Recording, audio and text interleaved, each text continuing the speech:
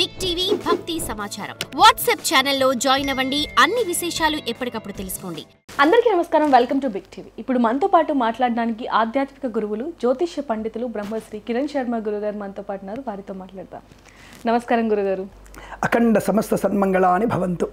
గురుగారు, ఇంట్లో ఎవరైనా చనిపోతే తలకొరివి పెట్టే వాళ్ళు ఖచ్చితంగా ఉంటారు. అది తండ్రి అయినా సరే లేకపోతే కొడుకైనా సరే.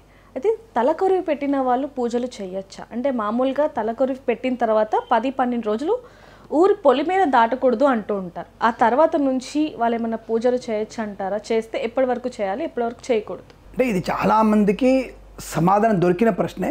సరే, మన టీవీ ప్రేక్షకుల కొరకు మళ్ళీ ఒకసారి దీని గురించి సమగ్ర వివరణ ఇచ్చే ప్రయత్నం చేస్తాను నేను. ముఖ్యంగా తల్లిదండ్రులకే తలకొరి పెడతారు మ్యాక్సిమం. కొంతమందికి అంటే పుత్రులు లేని వాళ్ళకి, కొంతమందికి పాపం ఆడవాళ్ళు కూడా తలకొరి పెడుతుంటారు, కొంతమందికి అనాథలుగా ఉన్నటువంటి వ్యక్తికి తలకొరి పెడుతుంటారు. ఇక్కడ మనం ముఖ్యాంశాలు చెప్పుకోవాల్సినవి, తలకొరి పెట్టినటువంటి వ్యక్తి 12 రోజుల వరకు కూడా ఎట్టి పరిస్థితుల్లో ఊరు దాటి పెట్టకూడదు. ఎందుకు అంటే ప్రేతకి ఒక రూపం, అంటే ప్రేత 12వ రోజు వరకు ప్రేత రూపమే, 11 రివర్స్ 11 రోజు వరకు ప్రేత రూపంలో ఉంటుంది ఆ యొక్క ఆత్మ. అంటే మళ్ళీ మన ఇంటికి రావడం, వెనక్కి వెళ్ళిపోవడం, శ్మశానానికి వెళ్ళడం, తన బాడీ గురించి వెతుక్కుంటూ ఉంటుంది. అది నేను I want to come back, నేను మళ్ళీ లేవాలి, నేను నా పిల్లల్ని కలుసుకోవాలి, నేను నా పిల్లల స్పర్శ కావాలి, ఇలా ఒక రకమైనటువంటి భావోద్వేగంతో ప్రేత రూపం అంటారు దాన్ని. 11వ రోజు వరకు ప్రేత రూపమే, ప్రేత అంటే దాని ఆత్మ అంటారు, ప్రేత ఆత్మ అంటారు దాన్ని. తర్వాత 12వ తర్వాత దానికి పితృలోకం అంటే పితృరూపం ఏర్పడుతుంది, అంటే పితృదేవతలుగా మారుతారు. సో కాబట్టి ఈ 12 రోజుల వరకు మనం చేసేటువంటి ఏ కర్మైనా సరే మనకు అనేక రకాల ప్రమాదాన్ని, అంటే బయటికి వెళ్ళినందువల్ల ఇబ్బందుల్ని కలిగిస్తుంది, దీక్ష భంగం అవుతుంది. కాబట్టి పొలిమేర దాటి వెళ్ళకూడదు అని చెప్తుంటారు స్పష్టంగా. కాబట్టి అటువంటి విషయాల్లో నిజంగానే యాక్చువల్గా మనకి చనిపోయిన తలకొరి పెట్టిన మొదలు పెడితే 12 రోజుల వరకు ప్రతిరోజు కార్యక్రమం ఉంటుంది. అంటే ఆ ప్రేతం యొక్క ప్రయాణానికి, అనేక రకాల నరకముల నుంచి విముక్తులు అవ్వడానికి. అందుకే మనకి ఈ యొక్క గరుడ పురాణంలో స్పష్టంగా చెప్పబడుతుంది అసలు ప్రేత రూపం ఎలా ఉంటుంది, ప్రేత ఎలా వెళ్తుంది, అంగుష్ట ప్రమాణాలు ఉంటుంది ప్రేతం. ఇంతే, ఇంత రూపంలో ఉంటుంది ఆత్మ అనేది. ఈ అంగుష్ట ప్రమాణం ఉంటుంది ప్రేత ఆత్మ అంటే ఇంతే ఉంటుంది. ఉంటుందా? ఎస్ ఉంటుంది. దాని పరిశోధన చేస్తున్నారు, ఆ విషయం వేరే విషయం అనుకోండి. అలాంటి ప్రేత అనేది 11 రోజులు తిరుగుతుంటుంది. ప్రతిరోజు మనం వాటికి పిండ ప్రదానం, తర్పణం ఇవ్వాలి. అలా ఇచ్చిన తర్వాతనే వాటికి 12 రోజుల నుంచి ప్రయాణం స్టార్ట్ అవుతుంది. ఇక నా పిల్లలు నాకు తర్పణం ఇచ్చేశారు, నేను ఇక మోక్షాన్ని పొందడానికి ప్రయాణం చేయని చెప్పేసి మనం పెట్టినటువంటి దీపము, మనం ఇచ్చినటువంటి పిండము, మనం చేసిన తర్పణం, ఈ 3 వాళ్ళకి ప్రయోజనాన్ని, అంటే నరకము నుంచి బయటపడడానికి, స్వర్గలోక ప్రాప్తికి మనం ఇచ్చే మార్గం వాళ్ళకి. ప్రతి వ్యక్తి ఎంత పుణ్యాత్ముడైనా సరే, వాళ్ళ ప్రయాణం ఫస్ట్ జరిగేది నరకానికే స్టార్ట్ అవుతుంది. మన ప్రయాణం నరకంలోకి తయారవుతుంది.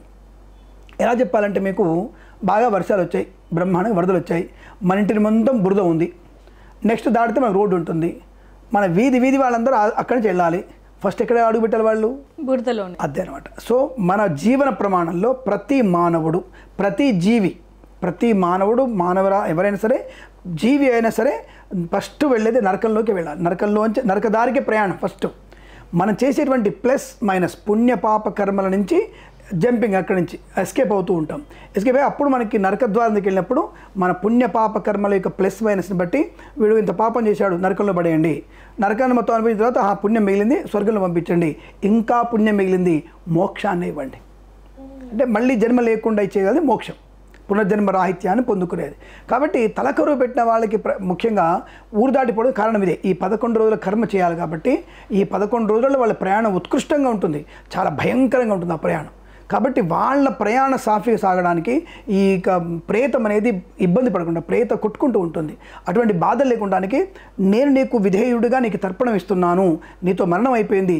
ఒక రకంగా వాసోస్థానం అంటారు, వాసోదకం అంటారు. అంటే వస్త్రం తడిసి ఆ తడిన నీళ్ళని శిల మీద పోస్తారు. ఆ శిల మీద పోవడం అర్థం ఏంటంటే నీకు నాకు రుణం తీరిపోతుంది అని చెప్పడం. రుణం అంటే ఈ యొక్క మానవుడు రుణం తీరిపోతుందని చెప్పడం. ఆ చెప్పి దాన్ని అతన్ని అంటే ప్రశాంతంగా సంతోషంగా ప్రశాంతంగా పంపించడం.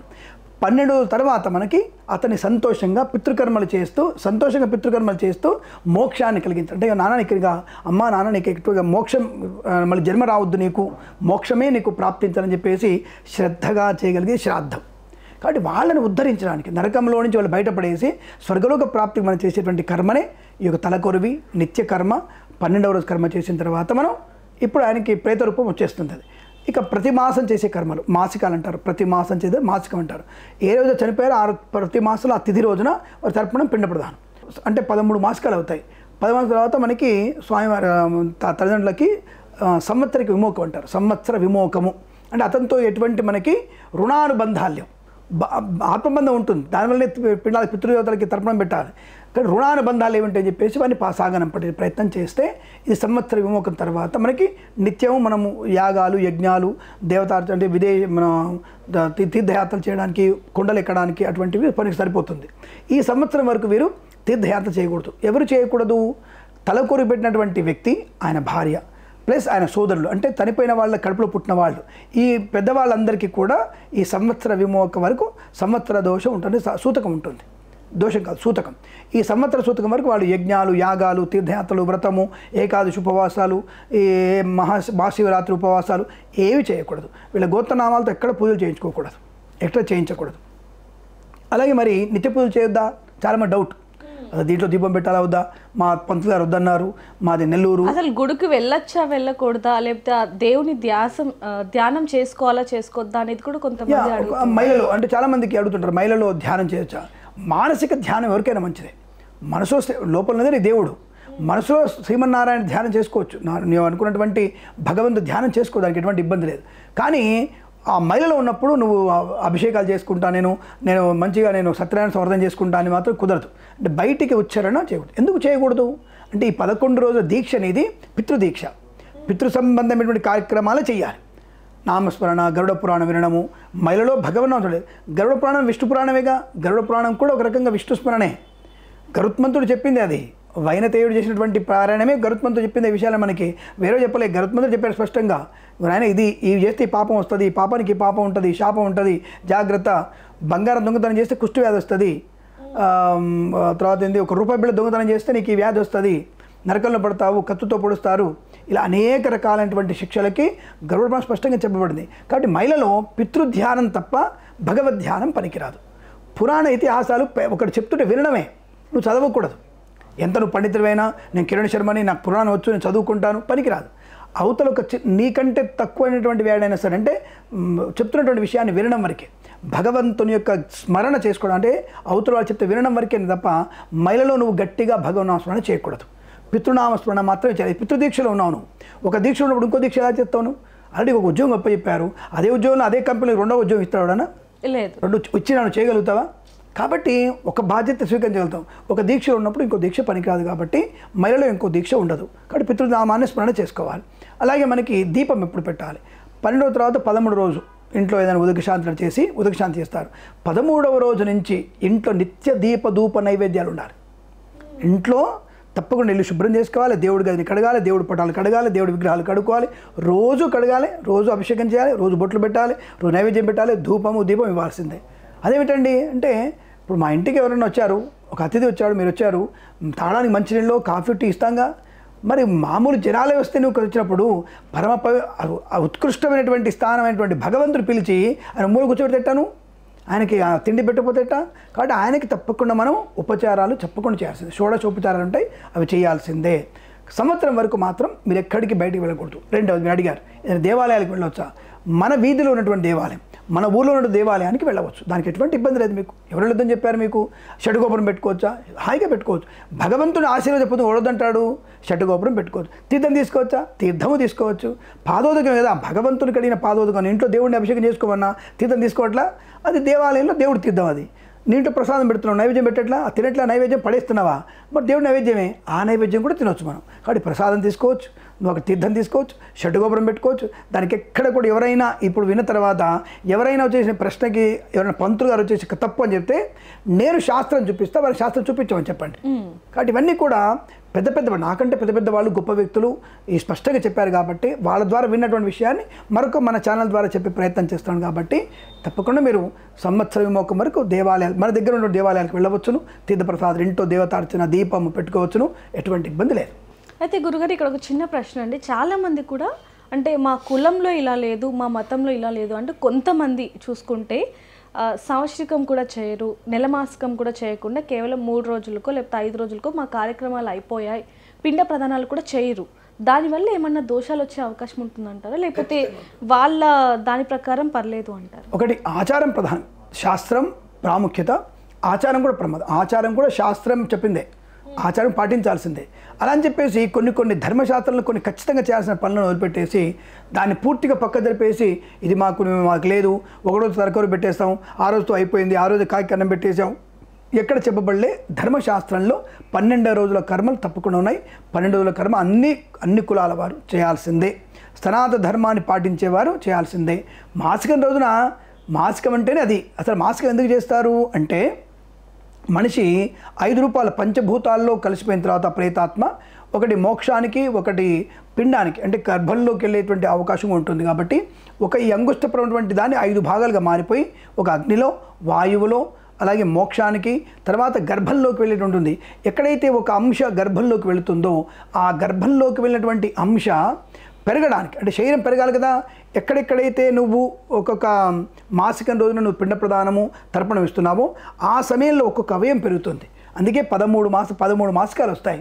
ఆ 13 మాసికాలు పెట్టిన తర్వాత పూర్వ రూపం వస్తుంది. అంటే ఆ పిండానికి కాళ్ళు, చేతులు, దంతాలు, జుట్టు అవన్నీ కూడా వస్తాయి. కాబట్టి ఆ పిండాన్ని వృద్ధి కొరకు చేయాలి. మరి ఇందాకండి మీరు మోక్షం కొరకు అన్నారు కదా, 5 భాగాలుగా ఈ ప్రేత 5 భాగాలుగా మారిపోయినప్పుడు ఒక మార్గంలో మోక్షంకి వెళ్ళినప్పుడు ఇంకా సంబంధం లేదు, ఎక్కడ కూడా సంబంధం లేదు. ఒక అంశంలో తను కోరుకుంటుంది, దానికి కోరికను కాదనలే కదా. ఆ కోరికొరకు పిండంలో శిశువు పెరగడానికి మాసికం పెట్టాలనే విషయం గుర్తుపెట్టుకోండి.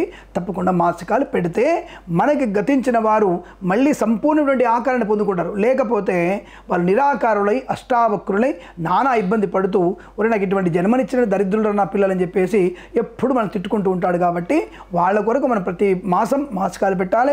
సంవత్సర విమోకం కూడా చేయాలి.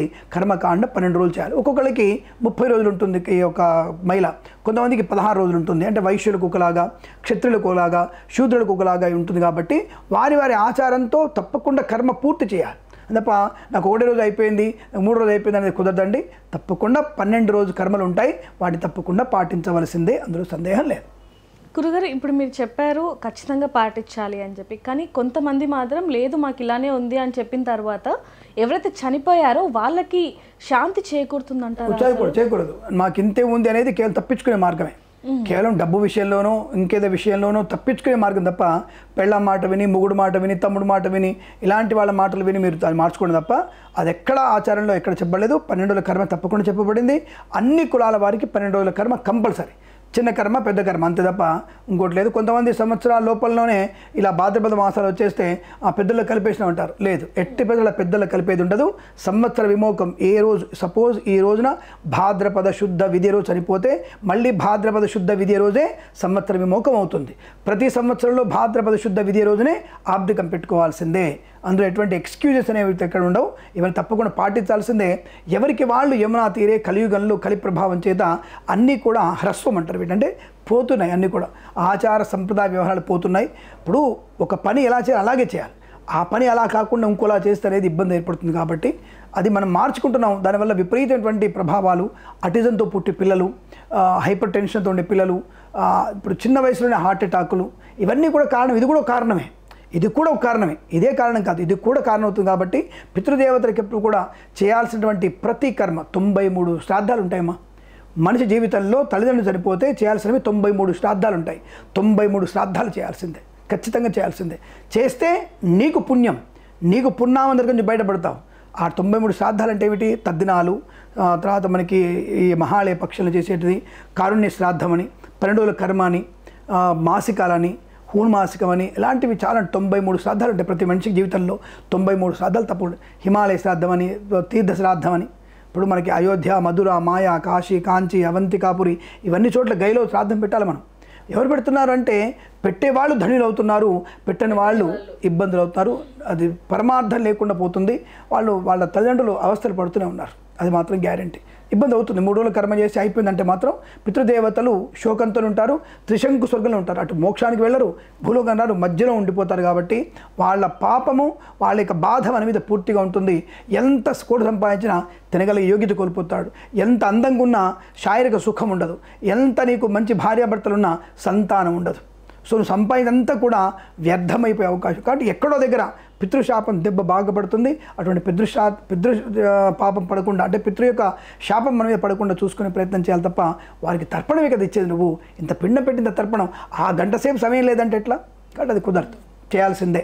గురుగారు మనం కొన్ని వీడియోస్ చూస్తూ ఉంటాం. ఆ వీడియోస్లో చూసుకుంటే అనాథ శవాలకి కార్యం చేయడం కానీ ఇలాంటివి చూస్తుంటాం. మరి వాళ్ళు ఎక్కడికంటే అక్కడికి వెళ్తూ ఉంటారు, గుళ్ళకి వెళ్తూ ఉంటారు, శ్మశానాలకి వెళ్తూ ఉంటారు, వాళ్ళకి ఏం పర్లేదంటారు? ఒకటి ఇక్కడ మంచి ప్రశ్న, ఇది చాలా మంచి ప్రశ్న అడిగారు. అనాథ శరణాల వరకే బ్రహ్మకపాలం మోక్షం వరకే. అనాథ వాళ్ళు దానం చేసే వరకే వాళ్ళ బాధ్యత. దాన్ని పంచభూతాల్లో కలపడం వరకు కలిపాడు. అగ్నిలో, వాయువులో, నీళ్ళల్లో, ఆ బూడిద నీళ్ళు కలుపుతాడు, భూమిలో కాలిపోతుంది, భూమిలోకి వెళ్ళిపోతుంది. పంచభూతాలు కలిపాడు. అదృష్టం కాదు నీకు. నీ శవం కుక్కలో, పిల్లులో, అది క్రిమికేటకాలు తినకుండా పంచభూతాలు కలిపాడు కదా, అంతవరకే మోక్షం. ఈ తలకూర పెట్టిన వాడికి అద్భుతమైన మోక్ష ప్రాప్తి. ఈ అనాథ శవాన్ని తగలబెట్టిన వాడికి, అంత్యక్రియ చేసిన వాడికి అత్యంత పుణ్యప్రదం. వాడికి ఓపిక ఉంది, వాడి పేరు తెలియకుండా ఏదో ఈయననే పేరు పెట్టుకొని వాడికి ఆ రోజు కూడా కర్మకాండ పూర్తి చేసి, ఆ ఒక్కరోజు కర్మకాండ పూర్తి చేయగలిగితే, తల్లిదండ్రులు మొదలుపెట్టగలిగితే ఇంకా మంచిది. కానీ వాళ్ళ పేరు తెలియదు కదా, నా పేరు తెలియదు, నా గోత్రం తెలియదు. కాబట్టి ఆయన నాకు దొరికినటువంటి శవం ఇది అనాథ శవంగా నేను భావిస్తూ, పరమేశ్వర స్వరూపంగా భావిస్తూ నేను అంతిమ సంస్కారం చేద్దని చెప్పేసి అంతిమ సంస్కారం చేయడం అది పుణ్యమే. అక్కడికే అది అంతవరకు. అనాథలకి పంచభూతాలు కలవడమే శ్రేయస్కరం. అదంటారా, ఒక్కొక్క విధానం ఒక్కొక్కటి ఉంటుంది. వాడి పేరు తెలియదు కాబట్టి ఏం పేరు చెప్పి తర్పణ పెడతావు? ఆ పేరు చెప్పి తర్పణ పెట్టావు కదా, ప్రాణి వ్యక్తికి మోక్షం చెప్పాలి కదా. అది అక్కడ తగలబెట్టేసిన తర్వాత, అంత్యక్రియలు అయిపోయిన తర్వాత నమస్కారం చేసుకొని వీళ్ళకి మోక్షాన్ని కలిగించు అని దండం పెట్టుకుంటాడు వీడు. వాడు శ్లోకం ఉంటుంది, సంకల్పం ఉంటుంది.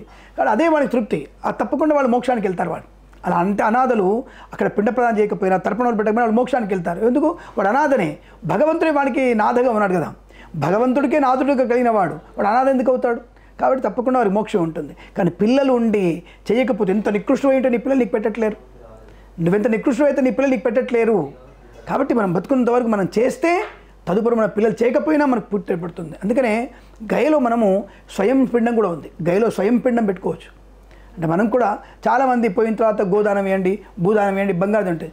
బతుకున్నప్పుడే ఇచ్చుకోండి రా అంటా నేను. బతుకున్నప్పుడే మీరు సొంతంగా ఇచ్చుకోండి. నువ్వు ఇచ్చుకో, తర్వాత నీ భార్యకి నీ చేతిలో ఇప్పించు. అంటే ఎవరు బతుకుంటే వాళ్ళని డైరెక్ట్ ఇచ్చుకుంటే నువ్వు చనిపోయిన తర్వాత దానం వేయాల్సిన అవసరం లేదు. ఇస్తారో ఎవరో తెలియని పరిస్థితి, ఇంకేం మారిపోతాయో. కాబట్టి బ్రతుకున్నంత వరకు సాధ్యమైనంత వరకు మన కర్మల్ని మనం పూర్తి చేసుకొని, దానాలు ధర్మాలు చేసుకొని, తదుపరి మనము మోక్షం ఎవడో ఒకరు తగలబెడితే సంతోషం, పెట్టకపోయినా సంతృప్తిగా ఉండే అవకాశం ఉంటుంది. థ్యాంక్ యూ గురుగారు. శుభమస్తు, అఖండ ఐశ్వర్యమస్తు. నమస్కారం. For more videos like this, subscribe Big TV channel.